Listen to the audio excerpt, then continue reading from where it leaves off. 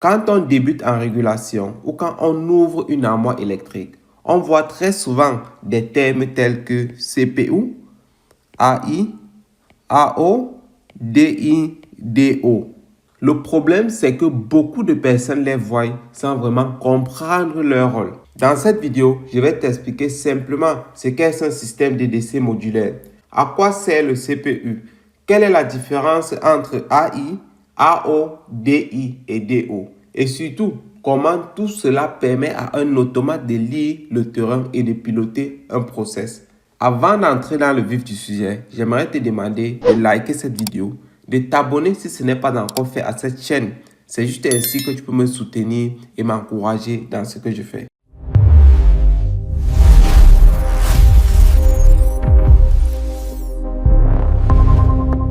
Pour bien comprendre le rôle des modules AI, AO, DI et DO, il faut d'abord répondre à une question simple.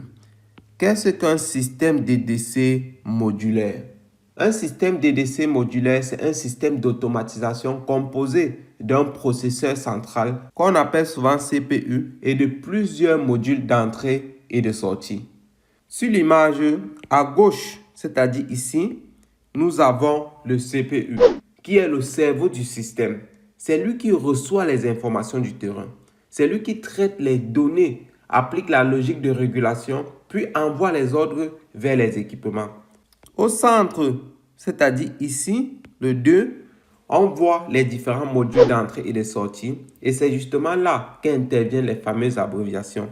Nous avons ici la AI pour analogue input, donc entrée analogique. Nous avons AO pour analogue output, donc sortie analogique. Nous avons DI pour digital input ou entrée binaire. Et enfin, nous avons DO pour digital output ou sortie binaire. Et enfin, à droite, c'est-à-dire le troisième point, nous avons ici là le processus. Autrement dit, c'est l'installation réelle. C'est ici là que nous allons retrouver les capteurs, les actionneurs, les états, les mesures et les commandes. C'est ici là que nous allons retrouver tous ces composants. Pour conclure cette partie, il est important de retenir ceci. L'automate DDC sert d'interface intelligente entre le processus réel sur le terrain et la logique de commande. Maintenant qu'on comprend la structure générale, commençons par le premier bloc essentiel, c'est-à-dire ici là, les AI, qui représentent encore les entrées analogiques.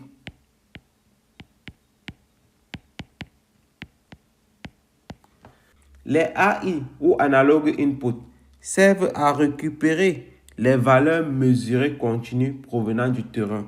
Par exemple, une température.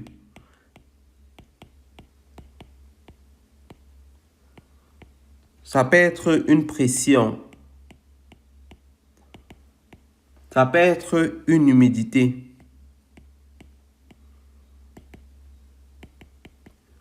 Ça peut être le débit même. Ça peut être une qualité de l'air ou encore un autre niveau. Donc, en clair, ce que vous devez retenir ici, c'est quoi? C'est que les AI permettent à l'automate de savoir ce qui se passe réellement dans l'installation.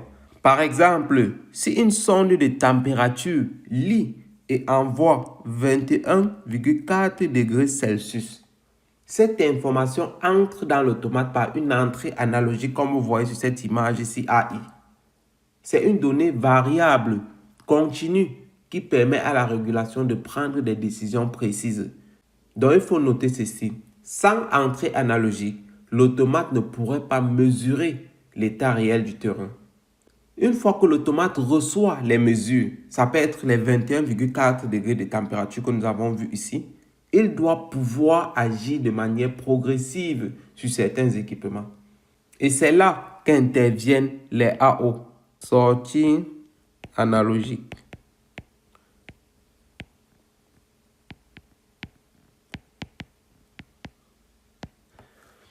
Les AO ou analog output servent à envoyer, comme vous voyez sur cette image ici, servent à envoyer des commandes modulantes ou de positionnement aux actionneurs vers le terrain. Ici, on ne parle plus de lecture, mais d'action. Une sortie analogique permet par exemple de commander une vanne. Ça peut être une vanne 2 voies comme une vanne 3 voies. Ça permet de commander un servomoteur. Ça permet de commander un registre motorisé.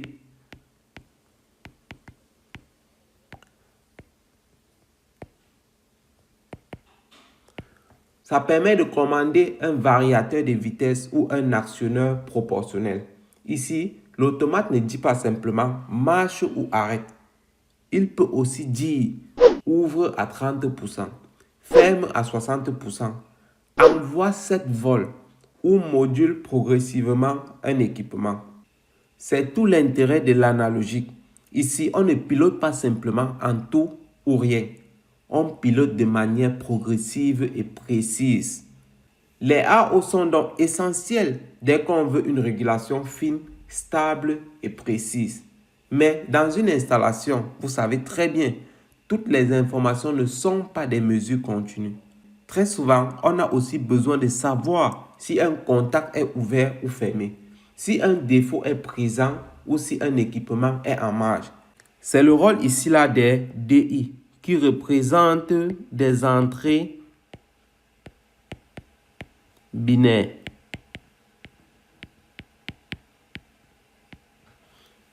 Les DI ou Digital Input servent à lire un état binaire. En général, il y a deux possibilités quand on parle de binaire. Contact ouvert ou fermé. Marche ou arrêt. Défaut ou pas défaut. Présence ou absence d'un signal. Donc un DI ne donne pas une valeur progressive comme une température. Il donne simplement un état logique. Prenons quelques exemples très courants. Dans la plupart des projets, nous voulons souvent savoir est-ce que nous avons un contact défaut ou pas. Ça peut être d'un moteur ou d'un ventilateur.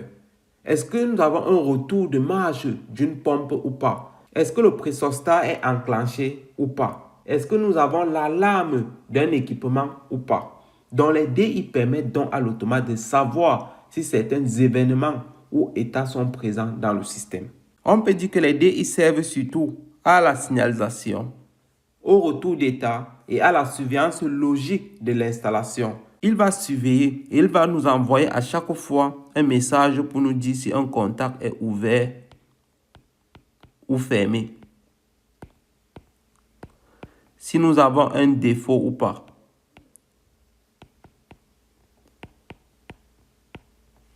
Si un équipement marche ou est en arrêt. Ou encore si nous avons la présence ou l'absence d'un signal. Donc c'est le rôle des DI et il va envoyer ces informations à notre automate.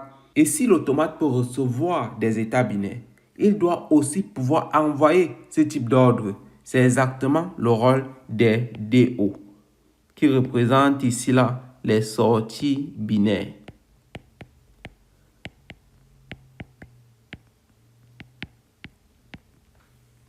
Les DO ou Digital Output servent à envoyer des ordres de commutation.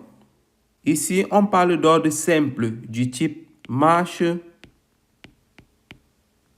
ou arrêt, activer ou désactiver, ouvrir ou fermer. Donc les DO permettent par exemple de commander le démarrage d'une pompe, l'enclenchement d'un ventilateur, l'ouverture d'une électrovanne, de commander un relais, un contacteur ou encore une alarme lumineuse. Contrairement au AO, les DO ne modulent pas. Ils donnent un ordre net, un ordre binaire, c'est-à-dire tout ou rien, c'est-à-dire 1 ou 0. Donc ce qu'il faut retenir, c'est quoi? Si les AO pilotent des comportements progressifs, les DO, quant à eux, pilotent des actions de commutation. Maintenant qu'on a vu séparément les AI, les AO, les DI et les DO, Voyons comment tout cela fonctionne ensemble dans une vraie logique d'automatisation. Et voici une logique d'automatisation devant nous. Le CPU, c'est-à-dire ici, le CPU, c'est-à-dire la logique DDC, reçoit en permanence des informations du terrain. Et ces informations proviennent des AI et des DI. Donc, il va recevoir ces informations provenant des AI et des DI. Ensuite, il va traiter ces informations qu'il reçoit des AI et des DI selon une logique programmée. Donc ici, là, il va comparer par exemple avec une consigne, avec un seuil, avec des temporisations en fonction des priorités, des séquences, des PID, c'est-à-dire selon le niveau du système. Puis, il va agir sur le process grâce au AO et au DO. Autrement dit, un automate DDC lit, analyse et pilote. C'est cette chaîne complète qui permet à une installation de chauffage, de ventilation ou de climatisation de fonctionner de manière automatique, cohérente et efficace. Pour conclure cette vidéo, il est important de comprendre le rôle du CPU et des modules AI, AO, DI et DO. C'est indispensable pour lire une architecture d'automate, de comprendre une armoire de régulation, suivre une analyse fonctionnelle ou dépanner une installation. Donc, si tu maîtrises cette logique, tu comprends déjà une grande partie du fonctionnement d'un système DDC modulaire. Si cette vidéo t'a aidé, pense à mettre un like, à t'abonner à la chaîne et à activer la cloche pour ne pas rater les prochaines vidéos